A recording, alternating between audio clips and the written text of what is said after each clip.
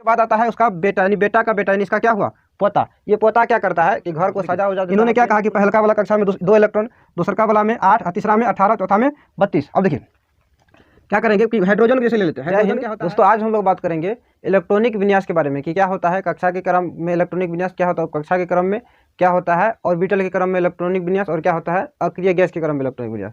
सबसे पहले इलेक्ट्रॉनिक विन्यास का हम लोग परिभाषित कैसे करें। देखिए इलेक्ट्रॉनिक विन्यास क्या है कि इलेक्ट्रॉनों का विन्यास करना, यानी इलेक्ट्रॉन को विभिन्न कक्षा में बांटना। इलेक्ट्रॉन को जो स्तर होता है उसके ऊर्जा स्तर का, देखिए क्या है इलेक्ट्रॉनिक विन्यास का डिफिनेशन दिया हुआ है, परमाणु के विभिन्न ऊर्जा स्तर में इलेक्ट्रॉनों को सजाने की विधि इलेक्ट्रॉनिक विन्यास कहलाता है। यानी परमाणु का जो विभिन्न ऊर्जा का स्तर है उसमें इलेक्ट्रॉन को कैसे सजाया जाए, किस ऊर्जा स्तर में कितना इलेक्ट्रॉन एडजस्ट हो पाएगा, उसको ही हम लोग इलेक्ट्रॉनिक विन्यास कहते हैं। तो परमाणु का जो विभिन्न कक्षा में हम लोग परमाणु को विभिन्न कक्षा में बांटा गया है। परमाणु मुख्य रूप से प्रोटॉन, न्यूट्रॉन और इलेक्ट्रॉन से मिलकर के बना होता है। प्रोटॉन हम लोग को पता है कि किसी परमाणु का नाभिक में स्थित होता है, परमाणु किसी भी परमाणु का नाभिक में प्रोटॉन उपस्थित होता है। न्यूट्रॉन पर चार्ज 0 होता है, जिस कारण न्यूट्रॉन का इसमें कोई रोल ही नहीं होता है। अब बात आ जाती है इलेक्ट्रॉन का। इलेक्ट्रॉन हम लोग जानते हैं कि इलेक्ट्रॉन क्या करता है, किसी भी परमाणु का विभिन्न कक्षा में चक्कर लगाती है। किसी भी कक्षा परमाणु की विभिन्न कक्षा में इलेक्ट्रॉन चक्कर लगाती है। अब देखिए तो इसी इलेक्ट्रॉन का जो विन्यास है, कैसे बांटे कि किस कक्षा में कितना इलेक्ट्रॉन होगा, इस बात को ही इसका जो ऊर्जा स्तर है, पहला कक्षा, दूसरा कक्षा, तीसरा कक्षा, चौथा कक्षा, इसी तरह जाएगा। उनका जो ऊर्जा का स्तर है उस क्रम में इलेक्ट्रॉन को सजाया गया है, उसे ही क्या कहते हैं इलेक्ट्रॉनिक विन्यास। देखिए इलेक्ट्रॉनिक विन्यास जो है मुख्य रूप से 4 प्रकार के होते हैं। इलेक्ट्रॉनिक विन्यास 4 प्रकार के होते हैं। फर्स्ट में है देखिए कक्षा के क्रम में इलेक्ट्रॉनिक विन्यास, जिसको कि बोर-बरी का नियम कहा जाता है। बोर-बरी नामक रसायनज्ञ थे, इन्होंने इनका कॉन्सेप्ट दिया, जो कि इन्होंने बताया कि इसका चर्चा हम लोग आगे करेंगे। पहले देख लेते हैं, पहले है कक्षा के क्रम में जो दिया है बोर-बरी, दूसरा है कक्षा के क्रम में जिसको ऑफ-बाउ का नियम कहते हैं, यानी इस कॉन्सेप्ट को दिया था ऑफ-बाउ नामक वैज्ञानिक ने। दूसरा है ऑर्बिटल के क्रम में, यानी जिसको हुंड का नियम भी हम लोग कहते हैं, हुंड वाइज इलेक्ट्रॉनिक विन्यास, जिसको हुंड नामक वैज्ञानिक ने दिया। और तीसरा है अक्रिय गैस के क्रम में, जिसको कहते हैं पाउली का नियम। ये पाउली वैज्ञानिक का नाम था, पाउली, उन्होंने दिया था।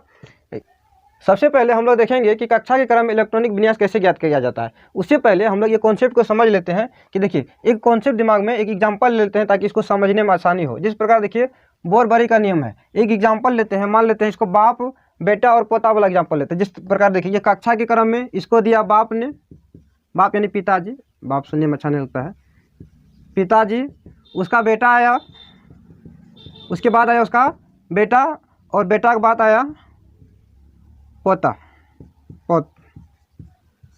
पोता देखिए पिताजी क्या किया कि ऐसे समझते हैं हम लोग, पिताजी एक ज़मीन खरीद करके रख दिया, ज़मीन खरीद करके वो चला गया, छोड़ दिया, ख़त्म हो गया।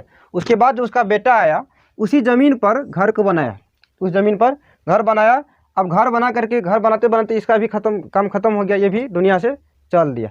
दूसरा में उसके बाद आता है उसका बेटा, यानी बेटा का बेटा, यानी इसका क्या हुआ पोता। ये पोता क्या करता है कि घर को सजा उजा देता है, पेंट पूंट सब करवा देता है। तो अब ये देखिए पिताजी क्या कहता है, सबसे पहले ज़मीन लो, ज़मीन लिया जहीं तहीं, इसको कक्षा कहते हैं, कक्षा के क्रम में बांट दिया। दूसरा क्या कि बेटा कहता है जहाँ जहाँ ज़मीन तो पिताजी खरीद के चल न गया था, उसका हम लोग विभिन्न ज़मीन पर घर को बना देते हैं। घर को बनाया, अलग अलग रूम बनाया घर में। अब देखिए घर बनाया अलग अलग जगह पर। उसके बाद आया पोता। पोता क्या कहता है, घर तो रूम तो बन गया, रूम में जो आदमी रहेगा, आदमी कैसा स्थिति में रहेगा, इसको भी थोड़ा सजा लेते हैं। जैसे देखिए कि आदमी उल्टा सोएगा कि सीधा सोएगा, इसको कौन डिसाइड किया, इसका पोता। पिताजी आया, ज़मीन खरीद करके जहीं तहीं चला गया, जिसको हम लोग 1 2 3 4 से दर्शा दिए।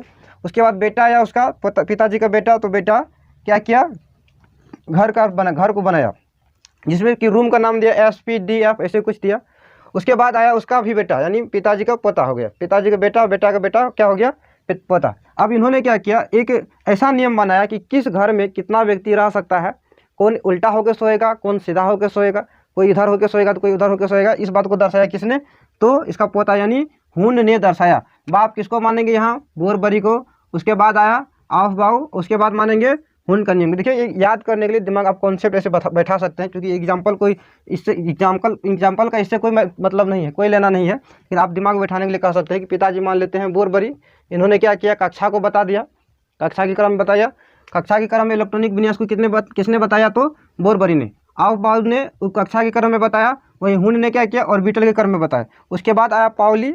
पॉली ने क्या क्या अक्रिय गैस के क्रम में इलेक्ट्रॉनिक विन्यास को बताया। तो सबसे पहले हम लोग देखेंगे कि कक्षा के क्रम में इलेक्ट्रॉनिक विन्यास यानी बोर-बरी का नियम। सबसे पहले देखिए हम लोग समझते हैं क्या कि जो बोर-बरी है विभिन्न कक्षा को 1 2 3 4 इसी तरह से या के एल एम एन इसी तरह से दर्शाया, 1 2 3 4 या के एल एम एन के द्वारा कक्षा को दर्शाया। तब इन्होंने एक कॉन्सेप्ट दिया कि कॉन्सेप्ट ये होगा कि बोर-बरी ने क्या कहा होगा कि जो कक्षा है इसका एक पहला कक्षा, दूसरा कक्षा, तीसरा, चौथा कक्षा, इसमें इलेक्ट्रॉन का भराव कैसे होगा। तो सबसे पहले देखिए हम लोग समझते हैं इसका कक्षा के क्रम में यानी बोर-बरी का कॉन्सेप्ट। आप लोग वीडियो थोड़ा बैक जा करके इसको कोशिश कीजिए कि नोट करते ले बच्चों। कोशिश कीजिए कि जब भी क्लास करने के लिए बैठे तो आप अपना कॉपी कलम लेकर के बैठे, क्योंकि मेन पॉइंट को लिख लीजिएगा तो उसको बाद में रिवाइज करने में आसानी होगी, या फिर स्क्रीन शॉट लेकर के आप अपना मोबाइल में ही रख सकते हैं।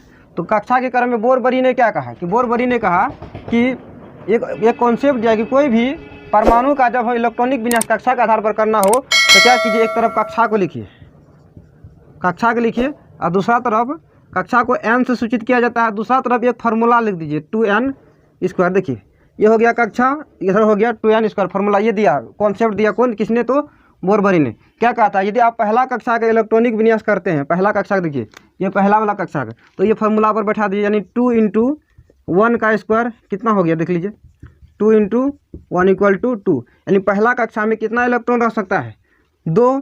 वही अब दूसरा ले लेते हैं, दूसरा का कक्षा में देखते हैं 2 और गुना यहाँ क्या हो जाएगा 2 का स्क्वायर, देख लीजिए 2 गुना 2 दूना यहाँ कितना होता है 2 का स्क्वायर 4 और बराबर कितना हो गया 8। यानी दूसरा वाला कक्षा में भी कितना इलेक्ट्रॉन आएगा, 8 ही आएगा।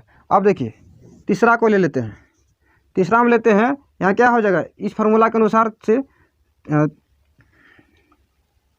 यहाँ तो 2 ही होगा, गुना 3 का स्क्वायर, यानी 2 × 3 × कितना होता है 9, 9 दूना हो गया 18।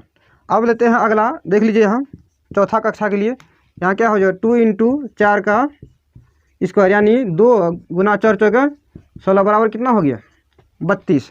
अब देखिए भैया कि इससे आगे जितना भी आएगा, 5वां हो, 6ठा हो या 7वां हो, इसमें ये मान 32 ही रहेगा, 32 से ज़्यादा नहीं जाएगा, अंतिम ही है, क्योंकि उतना अधिक तत्व का अभी तक खोज ही नहीं हो पाया है कि आगे का जरूरत पड़े। 2 8 18 32। तो कक्षा के आधार पर जब भी आपको इलेक्ट्रॉनिक विन्यास करने के लिए कहा जाए तो आप 2 8 18 32 से याद कर सकते हैं।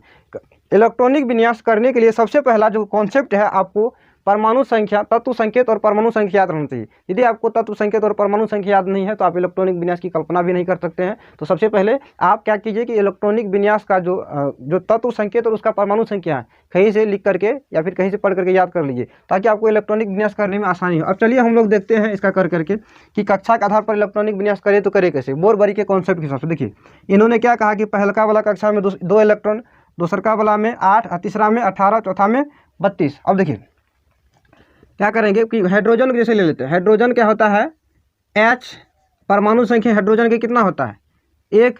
तो देखिए इस कॉन्सेप्ट के हिसाब से आप वैसे तो ड्रैग भी बना सकते हैं, याद कर लीजिए। यहाँ पहला में 2, दूसरा में 8, तीसरा में 18, चौथा में 32। अब देखिए गलती ये नहीं करना, जब ये मान लीजिए यहाँ 2 से कम है, 2 से कम है तो भैया यहाँ लिख दीजिए 1, हो गया। अब दूसरा ले लेते हैं, हाइड्रोजन लिए, हीलियम ले लिए, हीलियम का होता है परमाणु संख्या 2। अब देखिए पहला कक्षा में कितना आएगा तो 2 है ना, तीसरा कक्षा देख लीजिए। अगला लेते हैं लिथियम का परमाणु संख्या कितना होता है 3। अब 3 लेंगे यदि तो लिथियम का करते हैं, पहला कक्षा की क्षमता कितना है 2 ही रखने का, अब बच रहा है 1, तो यहाँ कॉमा दे के दूसरा वाला कक्षा को दर्शा दीजिए, कितना बच रहा है इतना ही पूर्णा चाहिए, 2 यहाँ हो गया और कितना बच रहा है 1 बच रहा है, तो यहाँ 1 लिख देंगे, हो गया। अब उसी प्रकार लेते हैं ऑक्सीजन का, परमाणु संख्या ऑक्सीजन कितना होता है 8। देखिए 8 का जब करते हैं तो पहला का कक्षा में हम लोग को पता है कि 2 हटेगा, दूसरा वाला में 8 हटता है, तो हमें पुराना कितना 8 है ना, पुराना है 2 यहाँ हो गया और कितना बच रहा है उधर 6, तो 2 और दूसरा कक्षा में कितना इलेक्ट्रॉन है 6 इलेक्ट्रॉन हो गया। अब वही प्रकार दूसरा ले लेते हैं हम लोग, यहाँ देख लीजिए सोडियम का ले लीजिए, सोडियम परमाणु संख्या होता है 11। सोडियम का जब हम लोग करते हैं तो पहला कक्षा में इसका कितना होगा 2, दूसरा में देखिए दूसरा कक्षा में 8 और तीसरा में बच कितना रहा, देखिए 8 और 2 10 हुआ, बच रहा है 1, तो लास्ट में क्या लिख देंगे 1। अंतिम वाला कक्षा में कितना है 1। अंतिम वाला में ये मैंने नहीं रखना है कि हमको 18 पुराना है या फिर 8 पुराना है या फिर 2 पुराना है, जितना पूरा लास्ट में आप लिख सकते हैं। चलिए अगला लेकर के दिखाते हैं आपको, जिसे आप पोटेशियम का कीजिएगा। पोटेशियम का होता है परमाणु संख्या 19। अब देखिए पोटेशियम का कर रहे हैं तो ये 2 हो गया, 8 8 2 10 पूर रहा है। फिर आप देखिए यहाँ 18 डायरेक्ट नहीं पूर रहा है, तो क्या करें कि ऐसे दिमाग में ऐसा भी आ रहा है, 19 है, बच गया कितना 2 8 8 और 2 10 हो गया, बच रहा है 9, तो डायरेक्ट यहाँ 9 लिख देते। नहीं, 9 आप नहीं लिख सकते हैं, क्योंकि देखिए 9 से कम 8 आ रहा है। तो यहाँ आप सबसे पहले 8 को दर्शाएंगे, उसके बाद कितना बच रहा है 2 8 8 यानी 8 8 16 2 18 1 19, यहाँ पर 1 होगा। ये हो गया कक्षा के आधार पर। उसी प्रकार आप देख लीजिए, जैसे आयरन के लेते हैं, आयरन का संकेत क्या होता है, F ही, परमाणु संख्या इसका होता है।